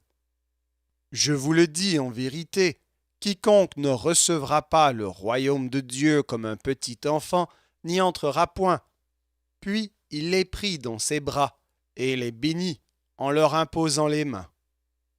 Comme Jésus se mettait en chemin, un homme accourut et, se jetant à genoux devant lui: « Bon maître, lui demanda-t-il, que dois-je faire pour hériter la vie éternelle ?» Jésus lui dit: « Pourquoi m'appelles-tu bon? Il n'y a de bon que Dieu seul. Tu connais les commandements. Tu ne commettras point d'adultère, tu ne tueras point, tu ne déroberas point, tu ne diras point de faux témoignages, tu ne feras tort à personne, honore ton père et ta mère. » Il lui répondit: « Maître, j'ai observé toutes ces choses dès ma jeunesse. » Jésus, l'ayant regardé, l'aima et lui dit: « Il te manque une chose. Va, vends tout ce que tu as, donne-le aux pauvres, et tu auras un trésor dans le ciel. Puis viens et suis-moi. » Mais, affligé de cette parole, cet homme s'en alla tout triste, car il avait de grands biens. Jésus, regardant autour de lui, dit à ses disciples qu'il sera difficile à ceux qui ont des richesses d'entrer dans le royaume de Dieu. Les disciples furent étonnés de ce que Jésus parlait ainsi. Et, reprenant, il leur dit: « Mes enfants, qu'il est difficile à ceux qui se confient dans les richesses d'entrer dans le royaume de Dieu. Il est plus facile à un chameau de passer par le trou d'une aiguille qu'à un riche d'entrer dans le royaume de Dieu. » Les disciples furent encore plus étonnés, et ils se dirent les uns aux autres: « Et qui peut être sauvé ?» Jésus les regarda et dit: « Cela est impossible aux hommes, mais non à Dieu, car tout est possible à Dieu. » Pierre se mit à lui dire: « Voici, nous avons tout quitté, et nous t'avons suivi. » Jésus répondit: « Je vous le dis en vérité, il n'est personne qui, ayant quitté à cause de moi et à cause de la bonne nouvelle sa maison, ou ses frères, ou ses sœurs, ou sa mère, ou son père, ou ses enfants, ou ses terres, ne reçoivent au centuple présentement dans ce siècle-ci des maisons, des frères, des sœurs, des mères, des enfants et des terres avec des persécutions, et dans le siècle à venir la vie éternelle. plusieurs des premiers seront les derniers, et plusieurs des derniers seront les premiers. Ils étaient en chemin pour monter à Jérusalem, et Jésus allait devant eux. Les disciples étaient troublés et le suivaient avec crainte. Et Jésus prit de nouveau les 12 auprès de lui et commença à leur dire ce qui devait lui arriver. Voici, nous montons à Jérusalem, et le Fils de l'homme sera livré aux principaux sacrificateurs et aux scribes. Ils le condamneront à mort, et ils le livreront aux païens, qui se moqueront de lui, cracheront sur lui, le battront de verges, et le feront mourir. Et 3 jours après, il ressuscitera. Les fils de Zébédée, Jacques et Jean, s'approchèrent de Jésus et lui dirent : « Maître, nous voudrions que tu fisses pour nous ce que nous te demanderons. » Il leur dit : « Que voulez-vous que je fasse pour vous ? Accorde-nous, lui dirent-ils, d'être assis l'un à ta droite et l'autre à ta gauche, quand tu seras dans ta gloire. » Jésus leur répondit : « Vous ne savez ce que vous demandez. Pouvez-vous boire la coupe que je dois boire, ou être baptisé du baptême dont je dois être baptisé ? » Nous le pouvons, dirent-ils. Et Jésus leur répondit : « Il est vrai que vous boirez la coupe que je dois boire, et que vous serez baptisés du baptême dont je dois être baptisé. Mais pour ce qui est d'être assis à ma droite ou à ma gauche, cela ne dépend pas de moi, et ne sera donné qu'à ceux à qui cela est réservé. » Les 10, ayant entendu cela, commencèrent à s'indigner contre Jacques et Jean. Jésus les appela et leur dit : « Vous savez que ceux qu'on regarde comme les chefs des nations les tyrannisent, et que les grands les dominent. Il n'en est pas de même au milieu de vous. Mais quiconque veut être grand parmi vous, qu'il soit votre serviteur, et quiconque veut être le premier parmi vous, qu'il soit l'esclave de tous. Car le Fils de l'homme est venu non pour être servi, mais pour servir, et donner sa vie comme la rançon de plusieurs. » Ils arrivèrent à Jéricho, et lorsque Jésus en sortit, avec ses disciples et une assez grande foule, le fils de Timée, Bartimée, mendiant aveugle, était assis au bord du chemin. Il entendit que c'était Jésus de Nazareth, et il se mit à crier : « Fils de David, Jésus, aie pitié de moi !» Plusieurs le reprenaient pour le faire taire, mais il criait beaucoup plus fort : « Fils de David, aie pitié de moi !» Jésus s'arrêta et dit : « Appelez-le !» Ils appelèrent l'aveugle en lui disant : « Prends courage, lève-toi, il t'appelle. » L'aveugle jeta son manteau et, se levant d'un bond, vint vers Jésus. Jésus, prenant la parole, lui dit : « Que veux-tu que je te fasse ? » « Rabouni, lui répondit l'aveugle, que je recouvre la vue. » Et Jésus lui dit : « Va, ta foi t'a sauvé. » Aussitôt, il recouvra la vue et suivit Jésus dans le chemin.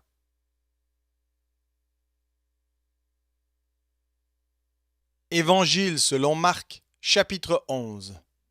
Lorsqu'ils approchèrent de Jérusalem et qu'ils furent près de Bethphagée et de Béthanie, vers la montagne des Oliviers, Jésus envoya 2 de ses disciples en leur disant : « Allez au village qui est devant vous.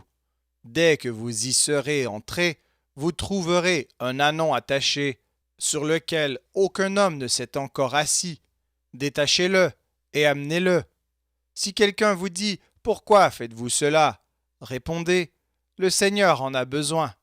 Et à l'instant, il le laissera venir ici. » Les disciples, étant allés, trouvèrent l'ânon attaché dehors près d'une porte, au contour du chemin, et ils le détachèrent.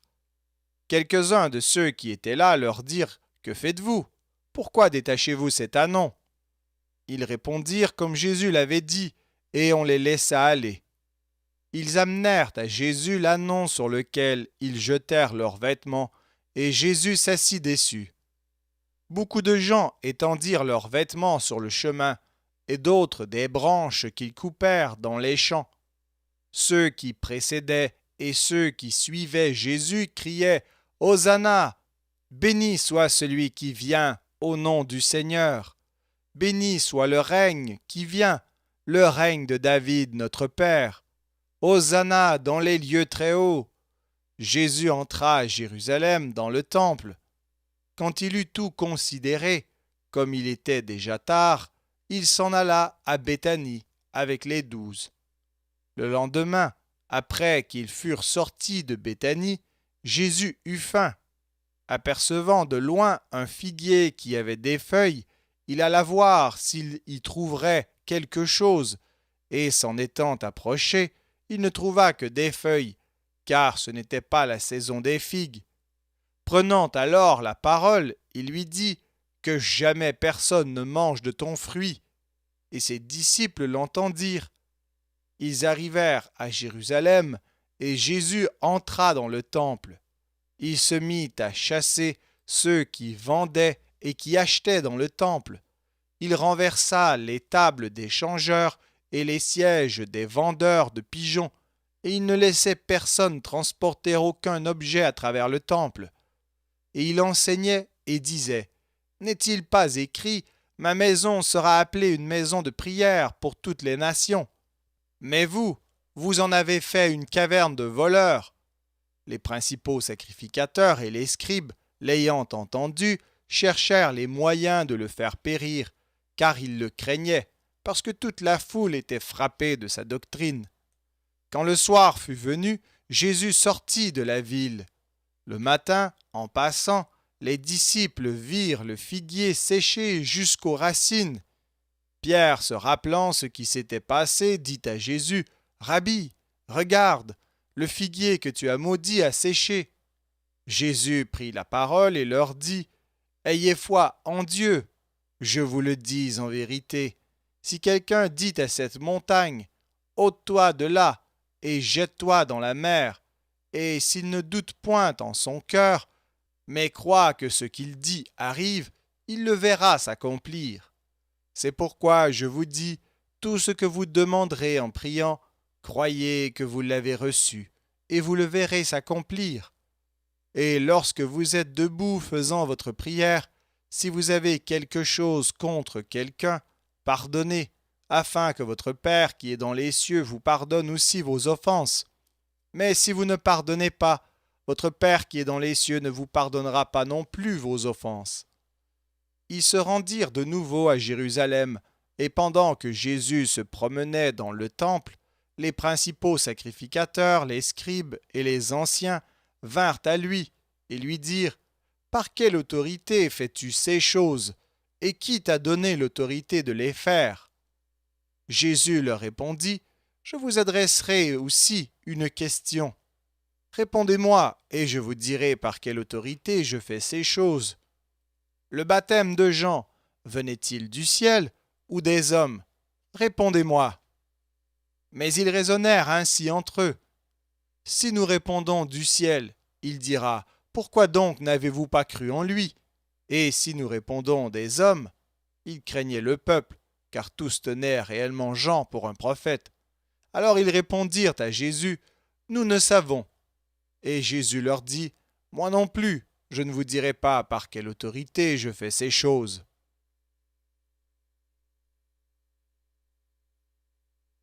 Évangile selon Marc, chapitre 12. Jésus se mit ensuite à leur parler en parabole. Un homme planta une vigne, il l'entoura d'une haie, creusa un pressoir et bâtit une tour, puis il la ferma à des vignerons et quitta le pays. Au temps de la récolte, il envoya un serviteur vers les vignerons pour recevoir d'eux une part du produit de la vigne. S'étant saisis de lui, ils le battirent et le renvoyèrent à vide.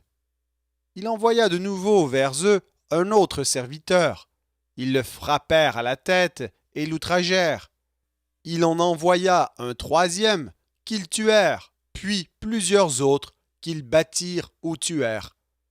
Il avait encore un fils bien-aimé. Il l'envoya vers eux le dernier, en disant, « Ils auront du respect pour mon fils. » Mais ces vignerons dirent entre eux, « Voici l'héritier, venez, tuons-le, et l'héritage sera à nous. » Et ils se saisirent de lui, le tuèrent et le jetèrent hors de la vigne. Maintenant, que fera le maître de la vigne? Il viendra, fera périr les vignerons, et il donnera la vigne à d'autres. N'avez-vous pas lu cette parole de l'Écriture? La pierre qu'ont rejetée ceux qui bâtissaient est devenue la principale de l'angle. C'est par la volonté du Seigneur qu'elle l'est devenue, et c'est un prodige à nos yeux. Ils cherchaient à se saisir de lui, mais ils craignaient la foule. Ils avaient compris que c'était pour eux que Jésus avait dit cette parabole. Et ils le quittèrent et s'en allèrent. Ils envoyèrent auprès de Jésus quelques-uns des pharisiens et des hérodiens, afin de le surprendre par ses propres paroles. Et ils vinrent lui dire, « Maître, nous savons que tu es vrai, et que tu ne t'inquiètes de personne, car tu ne regardes pas à l'apparence des hommes, et tu enseignes la voie de Dieu selon la vérité. Est-il permis ou non de payer le tribut à César? Devons-nous payer ou ne pas payer? » Jésus, connaissant leur hypocrisie, leur répondit, « Pourquoi me tentez-vous? Apportez-moi un denier, afin que je le voie. » Ils en apportèrent un, et Jésus leur demanda, « De qui sont cette effigie et cette inscription? » « De César, lui répondirent-ils. Alors il leur dit, « Rendez à César ce qui est à César, et à Dieu ce qui est à Dieu. » Et ils furent à son égard dans l'étonnement. Les Sadducéens, qui disent qu'il n'y a point de résurrection, vinrent auprès de Jésus et lui firent cette question. « Maître, voici ce que Moïse nous a prescrit. Si le frère de quelqu'un meurt et laisse une femme sans avoir d'enfant, son frère épousera sa veuve et suscitera une postérité à son frère. Or, il y avait 7 frères. Le premier se maria et mourut sans laisser de postérité. Le second prit la veuve pour femme et mourut sans laisser de postérité. Il en fut de même du troisième, et aucun des 7 ne laissa de postérité. Après eux tous, la femme mourut aussi. À la résurrection, duquel d'entre eux sera-t-elle la femme? Car les 7 l'ont eue pour femme. Jésus leur répondit, « N'êtes-vous pas dans l'erreur, parce que vous ne comprenez ni les Écritures, ni la puissance de Dieu? Car à la résurrection des morts, les hommes ne prendront point de femmes, ni les femmes de mari, mais ils seront comme les anges dans les cieux. Pour ce qui est de la résurrection des morts, n'avez-vous pas lu dans le livre de Moïse ce que Dieu lui dit à propos du buisson? Je suis le Dieu d'Abraham, le Dieu d'Isaac et le Dieu de Jacob. Dieu n'est pas Dieu des morts, mais des vivants. Vous êtes grandement dans l'erreur. » Un des scribes qui les avait entendus discuter, sachant que Jésus avait bien répondu aux Sadducéens, s'approcha et lui demanda, « Quel est le premier de tous les commandements? » Jésus répondit, « Voici le premier. Écoute Israël, le Seigneur notre Dieu est l'unique Seigneur, et tu aimeras le Seigneur ton Dieu de tout ton cœur, de toute ton âme, de toute ta pensée et de toute ta force. Voici le second. Tu aimeras ton prochain comme toi-même. Il n'y a pas d'autre commandement plus grand que ceux-là. » Le scribe lui dit, « Bien, maître, tu as dit avec vérité que Dieu est unique et qu'il n'y en a point d'autre que lui, et que l'aimer de tout son cœur, de toute sa pensée, de toute son âme et de toute sa force, et aimer son prochain comme soi-même, c'est plus que tous les holocaustes et tous les sacrifices. » Jésus, voyant qu'il avait répondu avec intelligence, lui dit, « Tu n'es pas loin du royaume de Dieu. » Et personne n'osa plus lui proposer des questions.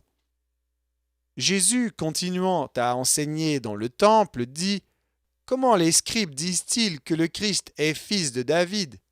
David lui-même, animé par l'Esprit Saint, a dit, « Le Seigneur a dit à mon Seigneur, assieds-toi à ma droite, jusqu'à ce que je fasse de tes ennemis ton marchepied. » David lui-même l'appelle Seigneur. Comment donc est-il son fils? Et une grande foule l'écoutait avec plaisir. Il leur disait dans son enseignement, « Gardez-vous des scribes, qui aiment à se promener en robe longue et à être salués dans les places publiques, qui recherchent les premiers sièges dans les synagogues et les premières places dans les festins, qui dévorent les maisons des veuves et qui font pour l'apparence de longues prières. Ils seront jugés plus sévèrement. Jésus, s'étant assis vis-à-vis du tronc, regardait comment la foule y mettait de l'argent. Plusieurs riches mettaient beaucoup. Il vint aussi une pauvre veuve. Elle y mit 2 petites pièces, faisant un quart de sou. Alors Jésus, ayant appelé ses disciples, leur dit : « Je vous le dis en vérité, cette pauvre veuve a donné plus qu'aucun de ceux qui ont mis dans le tronc, car tous ont mis de leur superflu, mais elle a mis de son nécessaire, tout ce qu'elle possédait, tout ce qu'elle avait pour vivre. »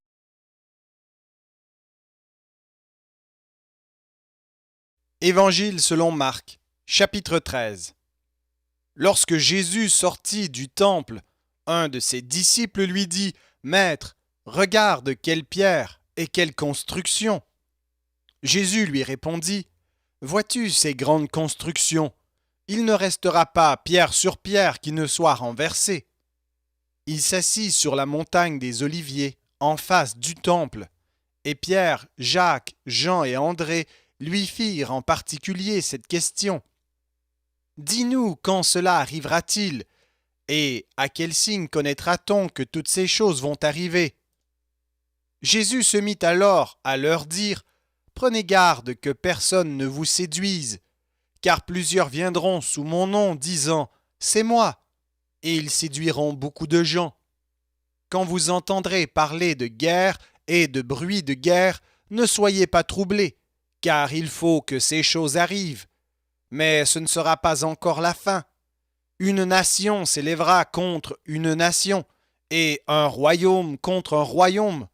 Il y aura des tremblements de terre en divers lieux. Il y aura des famines. Ce ne sera que le commencement des douleurs. Prenez garde à vous-même. On vous livrera aux tribunaux, et vous serez battus de verges dans les synagogues.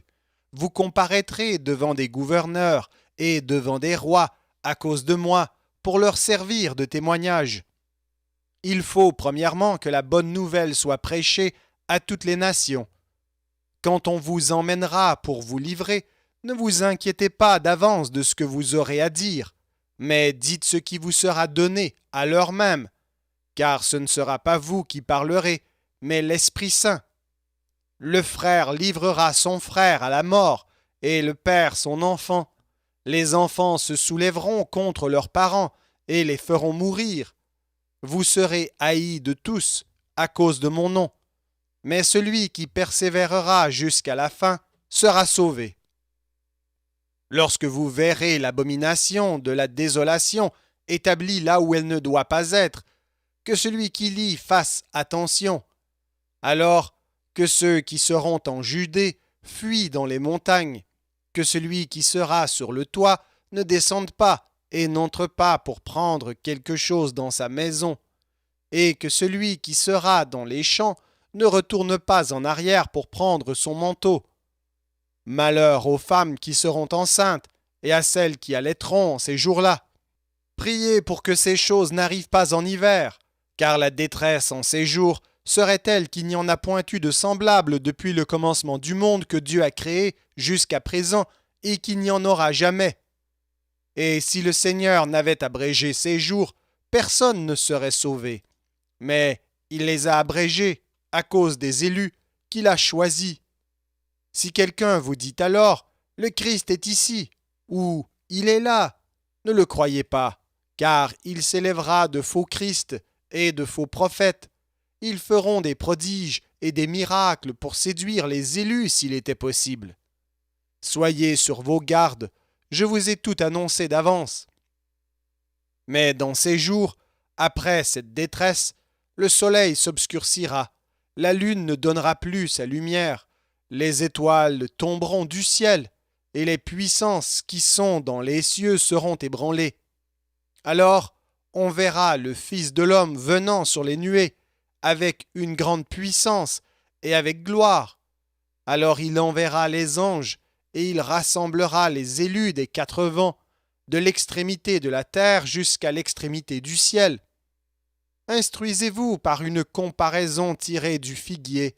Dès que ses branches deviennent tendres et que les feuilles poussent, vous connaissez que l'été est proche.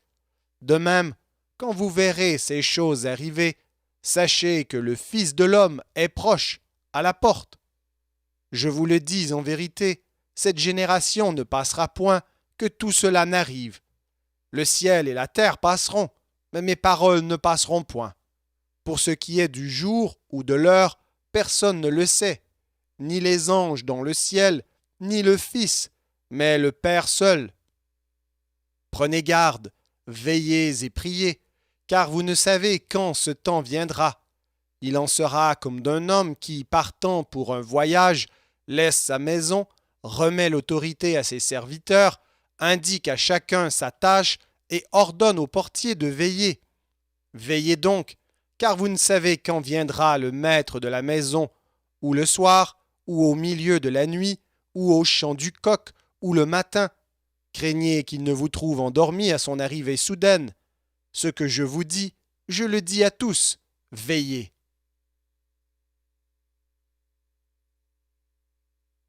Évangile selon Marc, chapitre 14. La fête de Pâques et des pains sans levain devait avoir lieu 2 jours après. Les principaux sacrificateurs et les scribes cherchaient les moyens d'arrêter Jésus par ruse et de le faire mourir, car ils disaient que ce ne soit pas pendant la fête, afin qu'il n'y ait pas de tumulte parmi le peuple. Comme Jésus était à Béthanie dans la maison de Simon le lépreux, une femme entra pendant qu'il se trouvait à table. Elle tenait un vase d'albâtre qui renfermait un parfum de nard pur de grand prix, et ayant rompu le vase, elle répandit le parfum sur la tête de Jésus. Quelques-uns exprimèrent entre eux leur indignation. À quoi bon perdre ce parfum? On aurait pu le vendre plus de 300 deniers et le donner aux pauvres. Et ils s'irritaient contre cette femme. Mais Jésus dit, laissez-la. Pourquoi lui faites-vous de la peine? Elle a fait une bonne action à mon égard. Car vous avez toujours les pauvres avec vous, et vous pouvez leur faire du bien quand vous voulez. Mais vous ne m'avez pas toujours. Elle a fait ce qu'elle a pu. Elle a d'avance embaumé mon corps pour la sépulture. Je vous le dis en vérité, partout où la bonne nouvelle sera prêchée dans le monde entier, on racontera aussi en mémoire de cette femme ce qu'elle a fait. Judas Iscariote, l'un des 12, alla vers les principaux sacrificateurs afin de leur livrer Jésus.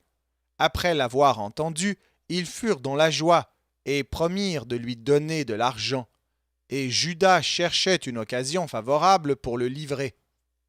Le premier jour des pains sans levain, où l'on immolait la Pâque, les disciples de Jésus lui dirent « Où veux-tu que nous allions te préparer la Pâque ?» Et il envoya 2 de ses disciples et leur dit « Allez à la ville, vous rencontrerez un homme portant une cruche d'eau. Suivez-le. Quelque part qu'il entre, dites au maître de la maison. Le maître dit, où est le lieu où je mangerai la Pâque avec mes disciples? Et il vous montrera une grande chambre haute, meublée et toute prête. C'est là que vous nous préparerez la Pâque. Les disciples partirent, arrivèrent à la ville et trouvèrent les choses comme il le leur avait dit, et ils préparèrent la Pâque. Le soir étant venu, il arriva avec les 12. Pendant qu'ils étaient à table et qu'ils mangeaient, Jésus dit, « Je vous le dis en vérité, l'un de vous qui mange avec moi me livrera. » Ils commencèrent à s'attrister et à lui dire l'un après l'autre, « Est-ce moi ?» Il leur répondit, « C'est l'un des 12 qui met avec moi la main dans le plat. Le Fils de l'homme s'en va selon ce qui est écrit de lui. Mais malheur à l'homme par qui le Fils de l'homme est livré. Mieux vaudrait pour cet homme qu'il ne fût pas né. » Pendant qu'ils mangeaient, Jésus prit du pain, et après avoir rendu grâce, il le rompit, et le leur donna en disant, « Prenez, ceci est mon corps. » Il prit ensuite une coupe, et après avoir rendu grâce, il la leur donna, et ils en burent tous. Et il leur dit, « Ceci est mon sang, le sang de l'alliance qui est répandu pour plusieurs. Je vous le dis en vérité, je ne boirai plus jamais du fruit de la vigne jusqu'au jour où je le boirai nouveau dans le royaume de Dieu. » Après avoir chanté les cantiques, ils se rendirent à la montagne des Oliviers. Jésus leur dit, « Vous serez tous scandalisés, car il est écrit, je frapperai le berger, et les brebis seront dispersées. Mais après que je serai ressuscité, je vous précéderai en Galilée. » Pierre lui dit, « Quand tous seraient scandalisés, je ne serai pas scandalisé. » Et Jésus lui dit, « Je te le dis en vérité, toi, aujourd'hui, cette nuit même, avant que le coq chante 2 fois, tu me renieras 3 fois. » Mais Pierre reprit plus fortement, « Quand il me faudrait mourir avec toi, je ne te renierai pas. » Et tous dirent la même chose. Ils allèrent ensuite dans un lieu appelé Gethsémané, et Jésus dit à ses disciples, « Asseyez-vous ici, pendant que je prierai. » Il prit avec lui Pierre, Jacques et Jean, et il commença à éprouver de la frayeur et des angoisses. Il leur dit, « Mon âme est triste jusqu'à la mort, restez ici et veillez. » Puis, ayant fait quelques pas en avant, il se jeta contre terre et pria que, s'il était possible, cette heure s'éloignât de lui. Il disait, « Abba, Père, toutes choses te sont possibles, éloigne de moi cette coupe. Toutefois, non pas ce que je veux, mais ce que tu veux. » Et il vint vers les disciples qu'il trouva endormis, et il dit à Pierre, « Simon, tu dors? Tu n'as pu veiller 1 heure. Veillez et priez, afin que vous ne tombiez pas en tentation. L'esprit est bien disposé, mais la chair est faible. » Il s'éloigna de nouveau, et fit la même prière. Il revint, et les trouva encore endormis, car leurs yeux étaient appesantis. Ils ne surent que lui répondre. Il revint pour la 3e fois, et leur dit, « Dormez maintenant, et reposez-vous. C'est assez. L'heure est venue. Voici, le Fils de l'homme est livré aux mains des pécheurs. Levez-vous, allons. Voici celui qui me livre s'approche. » Et aussitôt, comme il parlait encore, arriva Judas, l'un des 12, et avec lui une foule armée d'épées et de bâtons, envoyés par les principaux sacrificateurs, par les scribes et par les anciens. Celui qui le livrait leur avait donné ce signe, « Celui que je baiserai, c'est lui.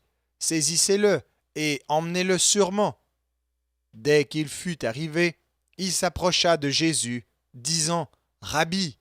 et il le baisa. Alors ces gens mirent la main sur Jésus et le saisirent. Un de ceux qui étaient là, tirant l'épée, frappa le serviteur du souverain sacrificateur et lui emporta l'oreille. Jésus, prenant la parole, leur dit, « Vous êtes venus comme après un brigand, avec des épées et des bâtons, pour vous emparer de moi. J'étais tous les jours parmi vous, enseignant dans le temple, et vous ne m'avez pas saisi. Mais c'est afin que les Écritures soient accomplies. » Alors tous l'abandonnèrent et prirent la fuite. Un jeune homme le suivait, n'ayant sur le corps qu'un drap. On se saisit de lui, mais il lâcha son vêtement et se sauva tout nu. Ils emmenèrent Jésus chez le souverain sacrificateur, où s'assemblèrent tous les principaux sacrificateurs, les anciens et les scribes. Pierre le suivit de loin jusque dans l'intérieur de la cour du souverain sacrificateur. Il s'assit avec les serviteurs et il se chauffait près du feu. Les principaux sacrificateurs et tout le Sanhédrin cherchaient un témoignage contre Jésus pour le faire mourir, et ils n'en trouvaient point, car plusieurs rendaient de faux témoignages contre lui. Mais les témoignages ne s'accordaient pas. Quelques-uns se levèrent et portèrent un faux témoignage contre lui, disant, « Nous l'avons entendu dire, je détruirai ce temple fait de main d'homme, et en 3 jours j'en bâtirai un autre qui ne sera pas fait de main d'homme. » Même sur ce point-là, leur témoignage ne s'accordait pas. Alors le souverain sacrificateur, se levant au milieu de l'assemblée, interrogea Jésus et dit, « Ne réponds-tu rien? Qu'est-ce que ces gens déposent contre toi? » Jésus garda le silence et ne répondit rien. Le souverain sacrificateur l'interrogea de nouveau et lui dit, « Es-tu le Christ, le Fils du Dieu béni? Jésus répondit, Je le suis. Et vous verrez le Fils de l'homme assis à la droite de la puissance de Dieu et venant sur les nuées du ciel. Alors le souverain sacrificateur déchira ses vêtements et dit, Qu'avons-nous encore besoin de témoins? Vous avez entendu le blasphème. Que vous ensemble? Tous le condamnèrent comme méritant la mort. Et quelques-uns se mirent à cracher sur lui, à lui voiler le visage et à le frapper à coups de poing, en lui disant « Devine !» Et les serviteurs le reçurent en lui donnant des soufflets. Pendant que Pierre était en bas dans la cour, il vint une des servantes du souverain sacrificateur. Voyant Pierre qui se chauffait, elle le regarda et lui dit « Toi aussi tu étais avec Jésus de Nazareth. » Il le nia, disant « Je ne sais pas, je ne comprends pas ce que tu veux dire. » Puis il sortit pour aller dans le vestibule, et le coq chanta. La servante, l'ayant vu, se mit de nouveau à dire à ceux qui étaient présents, « Celui-ci est de ces gens-là. » Et il le nia de nouveau. Peu après, ceux qui étaient présents dirent encore à Pierre, « Certainement tu es de ces gens-là, car tu es galiléen. » Alors il commença à faire des imprécations et à jurer, « Je ne connais pas cet homme dont vous parlez. » Aussitôt pour la seconde fois le coq chanta, et Pierre se souvint de la parole que Jésus lui avait dite, « Avant que le coq chante 2 fois, tu me renieras 3 fois. » Et en y réfléchissant, il pleurait.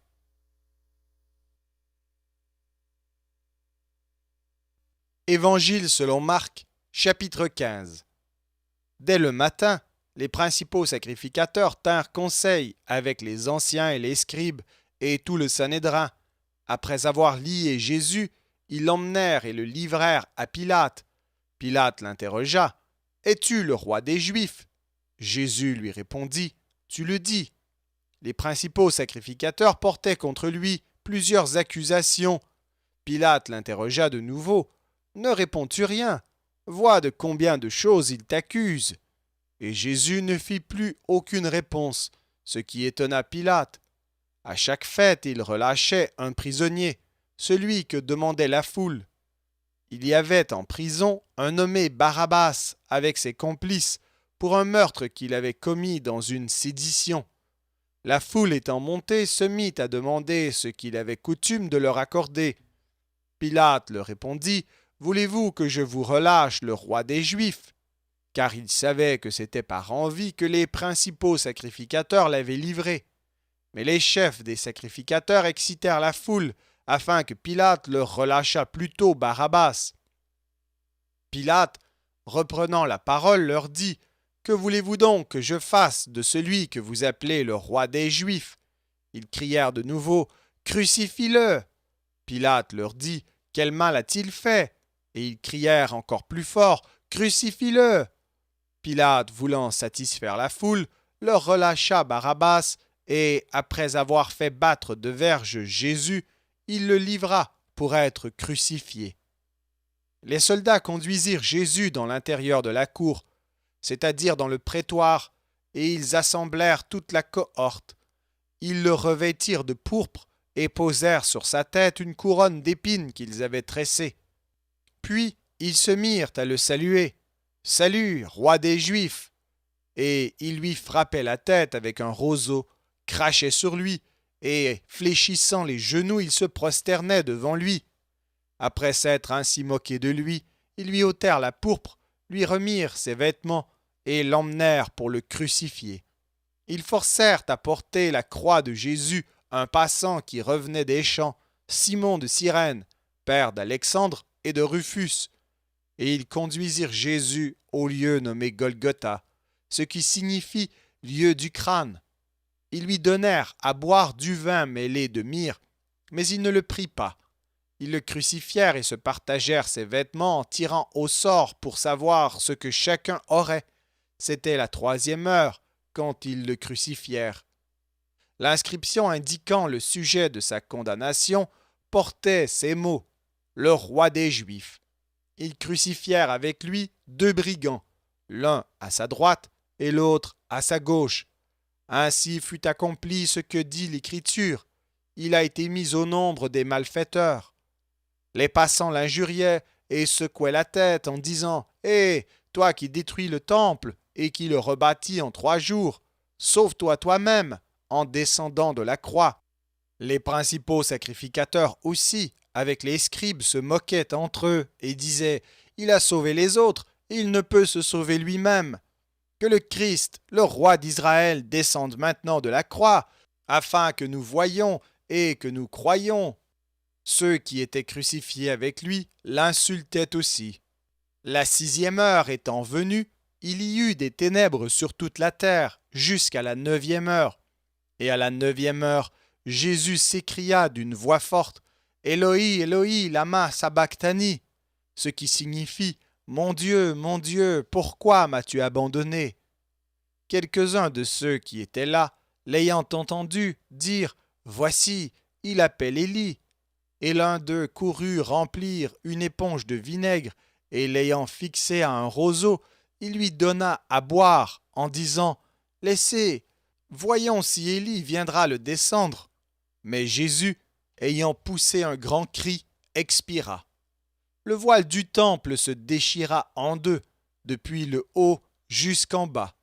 Le centenier qui était en face de Jésus, voyant qu'il avait expiré de la sorte, dit « Assurément, cet homme était fils de Dieu. » Il y avait aussi des femmes qui regardaient de loin.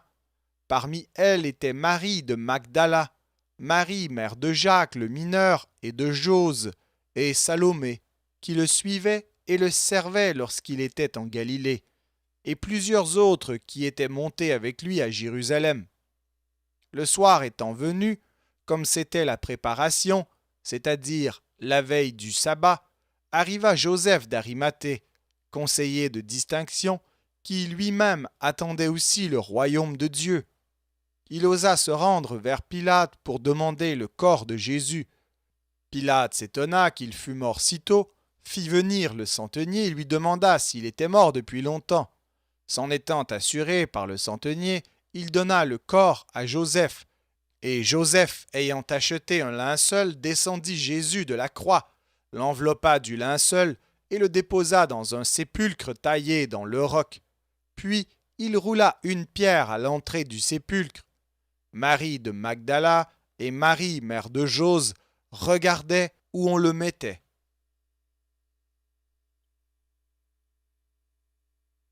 Évangile selon Marc, chapitre 16. Lorsque le sabbat fut passé, Marie de Magdala, Marie, mère de Jacques et Salomé achetèrent des aromates afin d'aller embaumer Jésus. Le premier jour de la semaine, elles se rendirent au sépulcre de grand matin, comme le soleil venait de se lever. Elles disaient entre elles « Qui nous roulera la pierre loin de l'entrée du sépulcre ?» Et, levant les yeux, elles aperçurent que la pierre, qui était très grande, avait été roulée. Elles entrèrent dans le sépulcre, virent un jeune homme assis à droite, vêtu d'une robe blanche, et elles furent épouvantées. Il leur dit « Ne vous épouvantez pas. Vous cherchez Jésus de Nazareth, qui a été crucifié. Il est ressuscité. Il n'est point ici. Voici le lieu où on l'avait mis. Mais allez dire à ses disciples et à Jean qu'il vous précède en Galilée. C'est là que vous le verrez, comme il vous l'a dit. » Elles sortirent du sépulcre et s'enfuirent. La peur et le trouble les avaient saisies, et elles ne dirent rien à personne à cause de leur effroi. Jésus étant ressuscité le matin du premier jour de la semaine, apparut d'abord à Marie de Magdala, de laquelle il avait chassé 7 démons. Elle alla emporter la nouvelle à ceux qui avaient été avec lui et qui s'affligeaient et pleuraient. Quand ils entendirent qu'il vivait et qu'elle l'avait vu, ils ne la crurent point. Après cela, il apparut sous une autre forme à 2 d'entre eux qui étaient en chemin pour aller à la campagne. Ils revinrent l'annoncer aux autres qui ne les crurent pas non plus. Enfin, il apparut aux 11 pendant qu'ils étaient à table, et il leur reprocha leur incrédulité et la dureté de leur cœur, parce qu'ils n'avaient pas cru ceux qui l'avaient vu ressusciter. Puis il leur dit « Allez par tout le monde et prêcher la bonne nouvelle à toute la création. Celui qui croira et qui sera baptisé sera sauvé, mais celui qui ne croira pas sera condamné. Voici les miracles qui accompagneront ceux qui auront cru en mon nom. Ils chasseront les démons, ils parleront de nouvelles langues, ils saisiront des serpents. S'ils boivent quelque breuvage mortel, il ne leur fera point de mal. Ils imposeront les mains aux malades, et les malades seront guéris. Le Seigneur, après leur avoir parlé, fut enlevé au ciel, et il s'assit à la droite de Dieu. Et ils s'en allèrent prêcher partout. Le Seigneur travaillait avec eux et confirmait la parole par les miracles qui l'accompagnaient. Merci d'avoir écouté cet enregistrement de la Bible. N'hésitez pas à le partager. Vous pouvez également télécharger la version MP3 sur le site Un héros dans le net. Vous avez le lien dans la description. En visitant notre chaîne, vous allez également trouver d'autres versions de la Bible en audio, ainsi que plusieurs ressources pour étudier la parole de Dieu. Toutes ces ressources sont mises à votre disposition gratuitement. N'hésitez pas de nous faire un don si le Seigneur vous le met à cœur en utilisant le lien qui est également dans la description. Merci encore et que Dieu vous bénisse.